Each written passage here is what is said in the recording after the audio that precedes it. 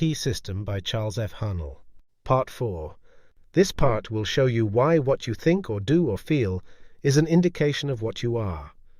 Thought is energy, and energy is power, and it is because all the religions, sciences and philosophies with which the world has heretofore been familiar have been based upon the manifestation of this energy, instead of the energy itself, that the world has been limited to effects, while causes have been ignored or misunderstood. For this reason, we have God and the devil in religion, positive and negative in science, and good and bad in philosophy. The master key reverses the process. It is interested only in cause, and the letters received from readers tell a marvelous story.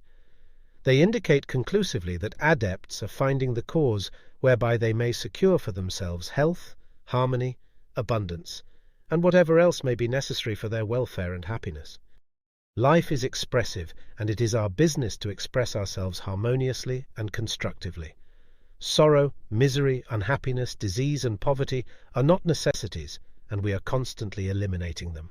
But this process of eliminating consists in rising above and beyond limitation of any kind. He who has strengthened and purified his thought need not concern himself about microbes, and he who has come into an understanding of the law of abundance will go at once to the source of supply. It is thus that fate, fortune, and destiny will be controlled as readily as a captain controls his ship, or an engineer his train. The eye of you is not the physical body. That is simply an instrument which the eye uses to carry out its purposes. The eye cannot be the mind, for the mind is simply another instrument which the eye uses with which to think, reason, and plan. The eye must be something which controls and directs both the body and the mind, something which determines what they shall do and how they shall act. When you come into a realization of the true nature of this eye, you will enjoy a sense of power which you have never before known. Your personality is made up of countless individual characteristics, peculiarities, habits, and traits of character. These are the result of your former method of thinking, but they have nothing to do with the real I. When you say, I think, the I tells the mind what it shall think. When you say, I go, the I tells the physical body where it shall go. The real nature of this I is spiritual, and is the source of the real power which comes to men and women when they come into a realization of their true nature. The greatest and most marvelous power which this I has been given is the power to think.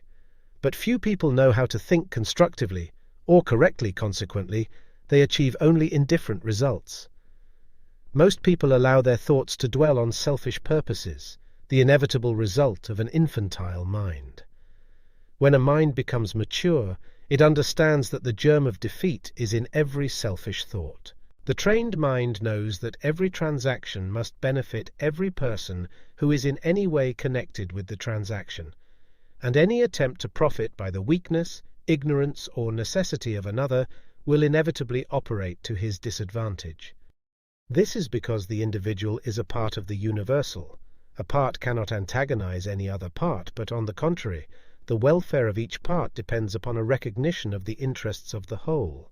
Those who recognize this principle have a great advantage in the affairs of life.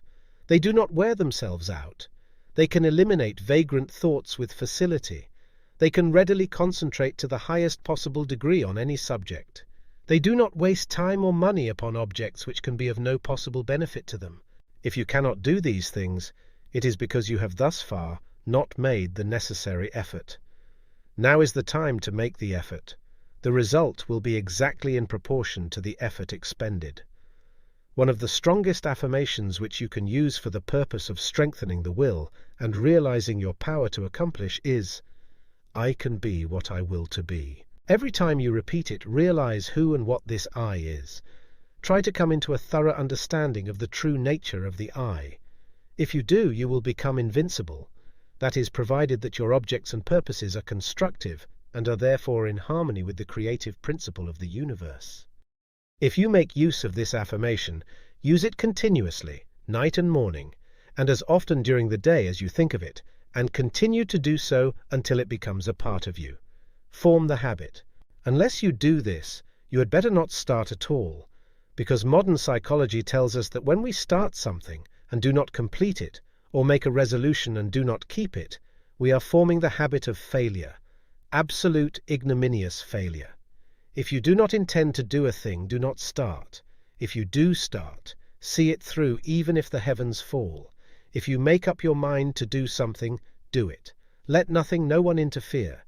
The I in you has determined, the thing is settled, the die is cast. There is no longer any argument. If you carry out this idea, beginning with small things which you know you can control, and gradually increase the effort, but never under any circumstances allowing your I to be overruled, you will find that you can eventually control yourself. And many men and women have found to their sorrow that it is easier to control a kingdom than to control themselves. But when you have learned to control yourself, you will have found the world within, which controls the world without. You will have become irresistible. Men and things will respond to your every wish without any apparent effort on your part.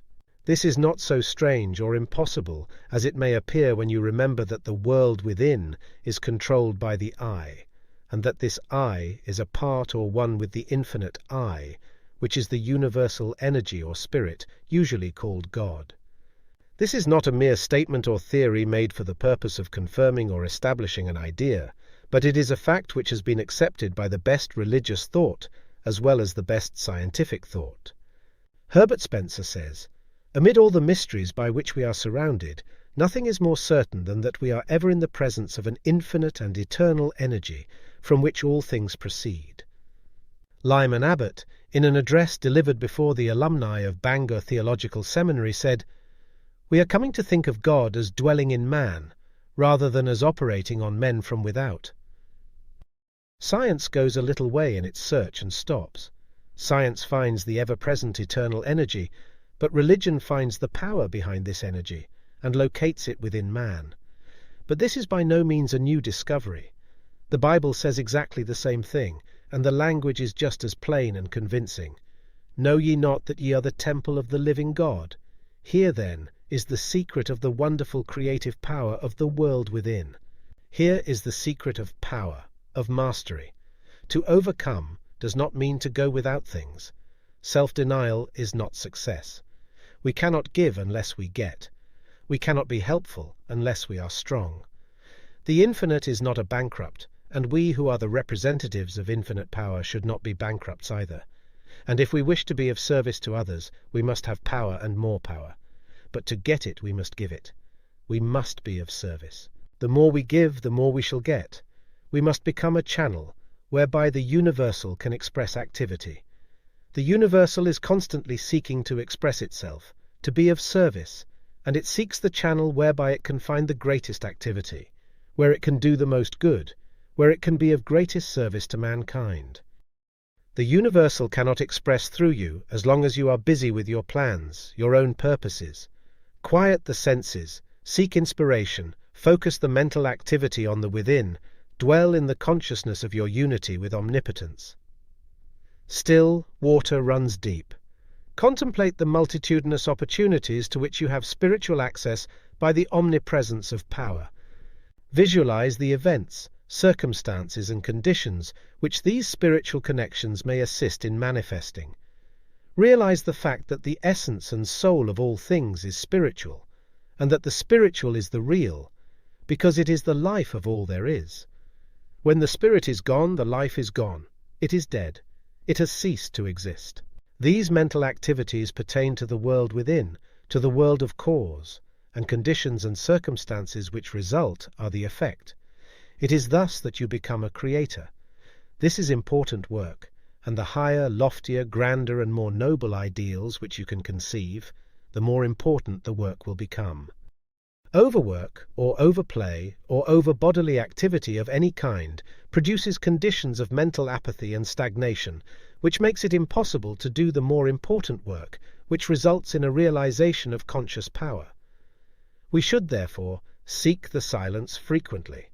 Power comes through repose. It is in the silence that we can be still, and when we are still we can think, and thought is the secret of all attainment. Thought is a mode of motion, and is carried by the law of vibration the same as light or electricity. It is given vitality by the emotions through the law of love. It takes form and expression by the law of growth. It is a product of the spiritual I, hence its divine, spiritual, and creative nature. From this, it is evident that in order to express power, abundance, or any other constructive purpose, the emotions must be called upon to give feeling to the thought so that it will take form. How may this purpose be accomplished? This is the vital point. How may we develop the faith, the courage, the feeling which will result in accomplishment? The reply is by exercise. Mental strength is secured in exactly the same way that physical strength is secured by exercise. We think something, perhaps with difficulty the first time. We think the same thing again, and it becomes easier this time. We think it again and again. It then becomes a mental habit. We continue to think the same thing. Finally, it becomes automatic. We can no longer help thinking this thing. We are now positive of what we think. There is no longer any doubt about it. We are sure. We know. In part 3, I asked you to relax, to let go physically.